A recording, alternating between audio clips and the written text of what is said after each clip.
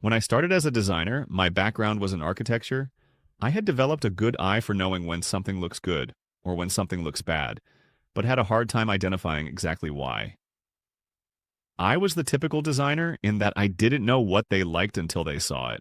Then I learned about the Gestalt principles and it changed the way I thought about design and gave me a framework for creating good design. Gestalt theory states that people perceive objects as unified wholes rather than separate parts. For example, when you see a group of stars, you might recognize a familiar shape like a lion. Your brain organizes random elements into meaningful patterns. Gestalt, a German word meaning form, shape, or configuration, refers to a holistic view of perception and experience. Now, this is the important part. It emphasizes that the whole is more than the sum of its parts, meaning that perceptions and experiences are not simply the result of individual elements, but also of the relationships and interactions between them. The best example is a band with members playing different instruments. The human mind combines the sound coming from the individual instruments into one coherent melody. Another notable example occurs when one is seated in a stationary train at a station. If an adjacent train begins to move, it is common to perceive oneself as moving instead. In such situations, one may wait for the train to pass to verify that their own train is actually stationary. The Gestalt principles are utilized in art, logo design, architecture, UI design, typography, and even photography. Artists can use these principles to create great design. There are 10 principles of the Gestalt theory: proximity, similarity, closure, continuity, emergence, figure ground, common region, common fate, symmetry, and pragnance. Let's review each of these principles with examples from different industries. Let's start with proximity.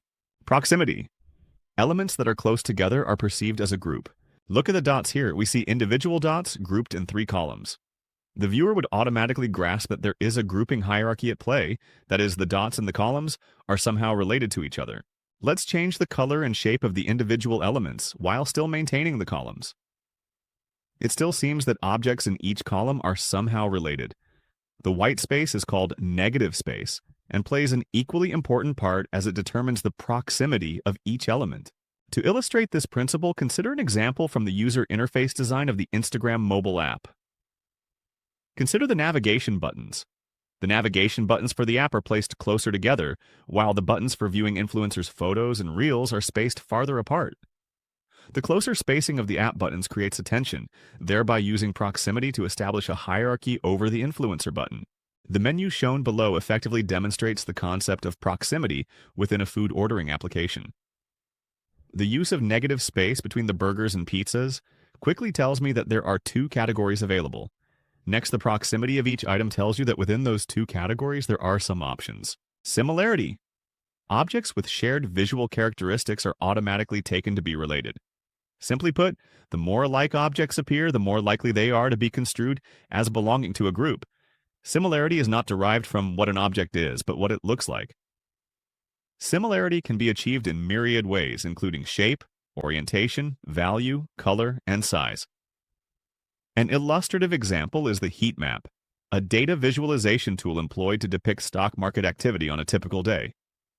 The size and color of each box correspond to the performance of individual stocks in relation to their market capitalization.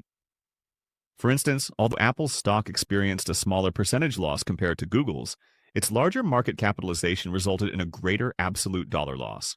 Consider the arrangement of geometrical objects in columns. However, by altering the color of one set to blue, emphasis shifts to a row grouping. This visual change compels the viewer to perceive hierarchical organization along the rows, despite the consistent columnar arrangement of the objects. Justin Fung created an interactive map that lets users track how Manhattan's population changes by adjusting 2 sliders at the bottom of the screen. According to estimates from the U.S. Census Bureau, about 1.6 million people live in Manhattan. But this figure rises dramatically to almost 4 million on a typical workday.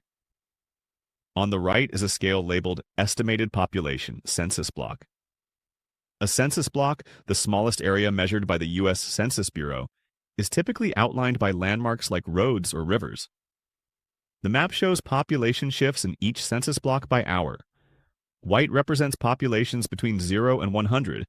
Deep crimson indicates over 12,800, with pink shades showing values in between. This map exemplifies the similarity principle in a clear manner.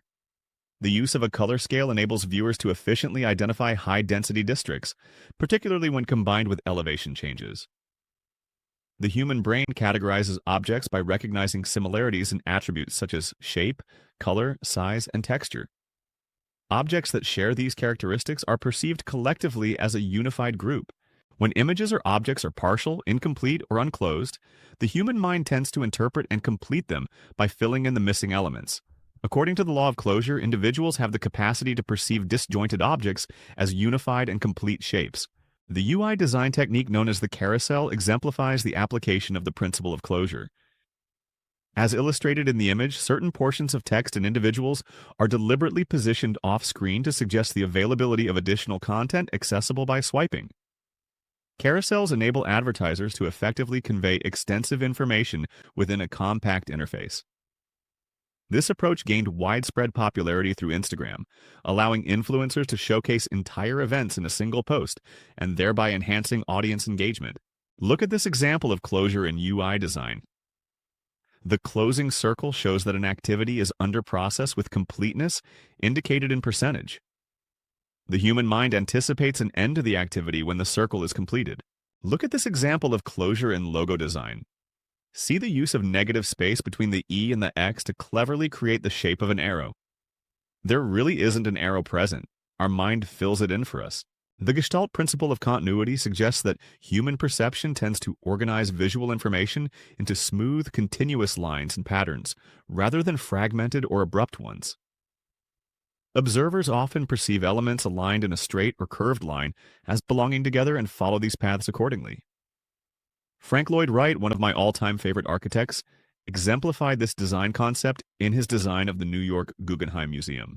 These two intersecting curves are perceived as lines or objects moving in the same direction, rather than as two concave objects as shown in the third image.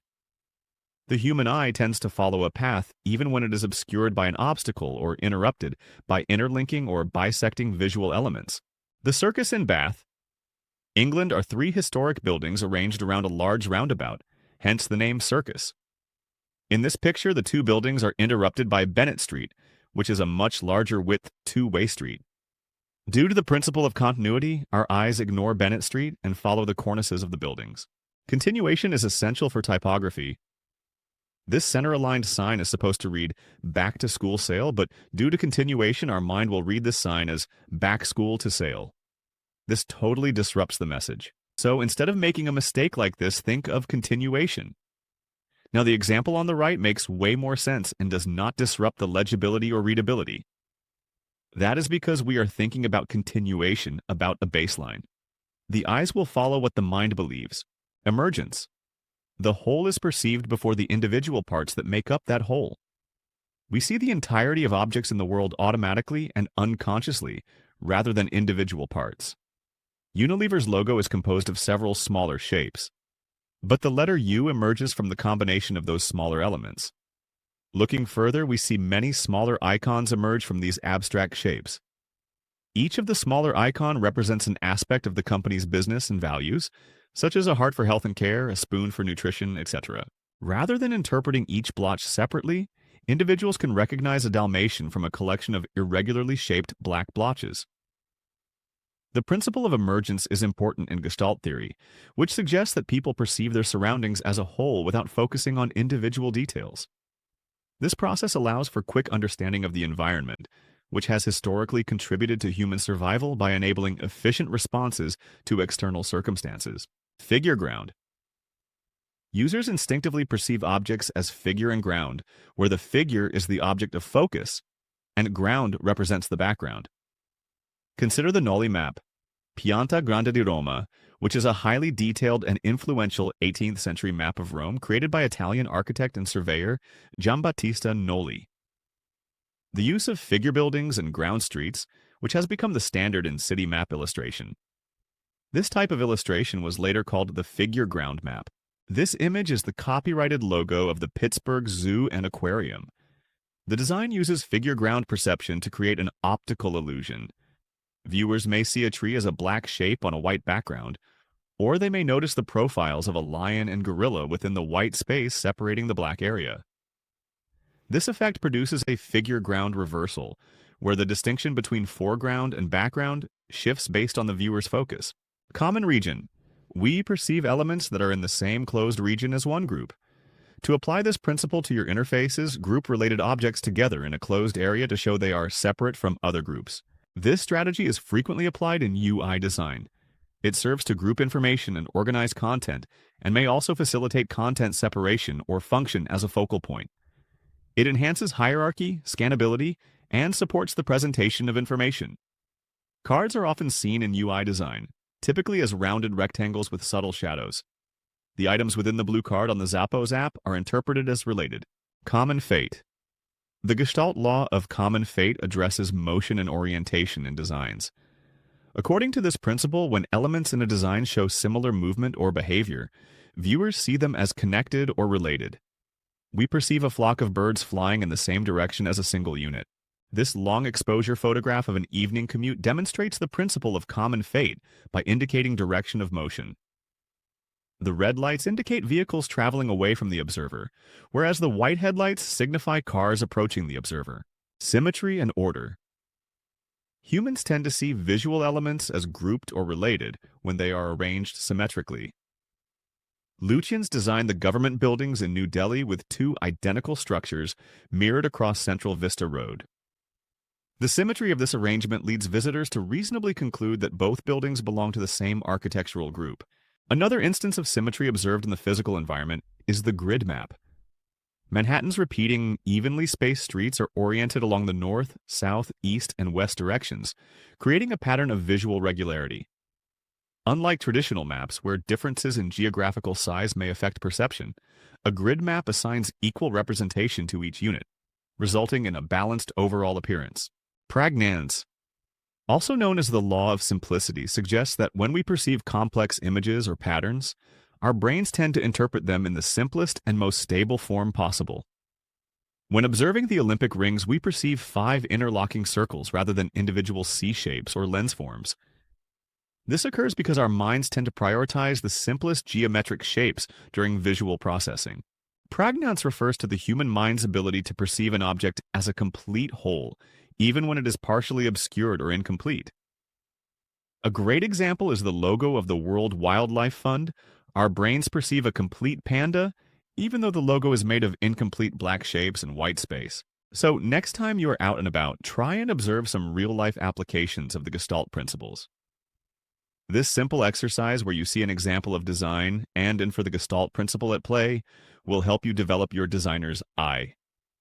If you spot an opportunity, capture it on your smartphone while applying Gestalt principles to your compositions. While the overall image is significant, each element within it matters just as much. In this example clip of an abandoned car, details like rusting that hint at its age, the "I like Ike" bumper sticker, a close-up perspective, and the deserted surroundings all contribute to the scene. When combined, these features create an impact that is greater than their individual contributions.